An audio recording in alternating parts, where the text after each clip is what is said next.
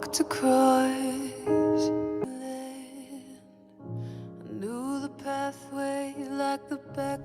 It's not a new phenomenon, but in this day and age, the blatant violence against members of the transgender community is more in the spotlight than ever before.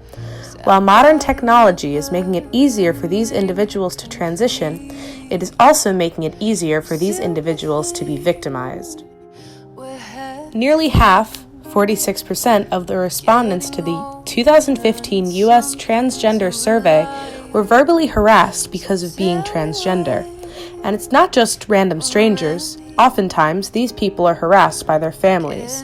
1 in 10 of those who were out to their immediate family reported that a family member was violent towards them because they were transgender, and 8% were kicked out of the house because they were transgender.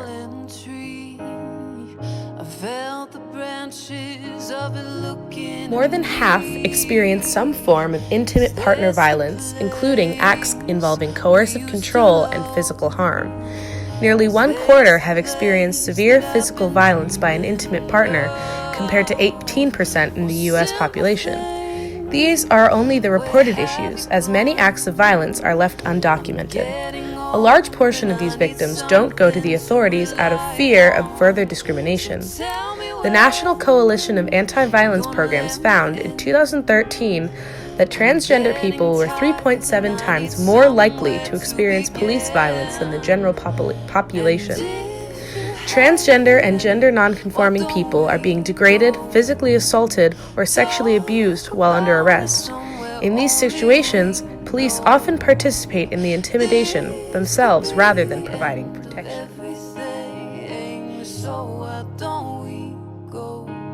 Transgender people aren't just physically and verbally attacked, though. Sexual violence is a reality that a large portion of the community has to deal with. Nearly half of respondents were sexually assaulted at some point in their lifetime, and 1 in 10 were sexually assaulted in the past year. Respondents who have done sex work, those who have experienced homelessness, and people with disabilities were more likely to have been sexually assaulted in their lifetime.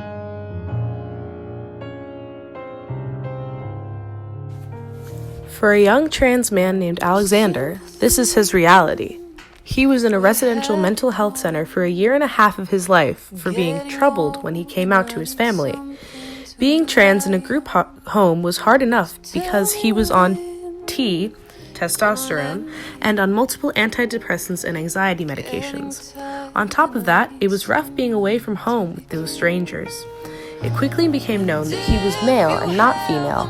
He had support from a few people there, but most people disagreed with his feelings. There was one man who was around 18 or 19 who raped him because it was an all-male home, but of course, he still had feminine anatomy. Almost every day for 1 year, he was punched and beat up by people in the home for being who he was. There were only about 4 other people in the home with 1 caretaker, but he did not feel safe. He never knew when he was going to get break. It was a scary time in his life.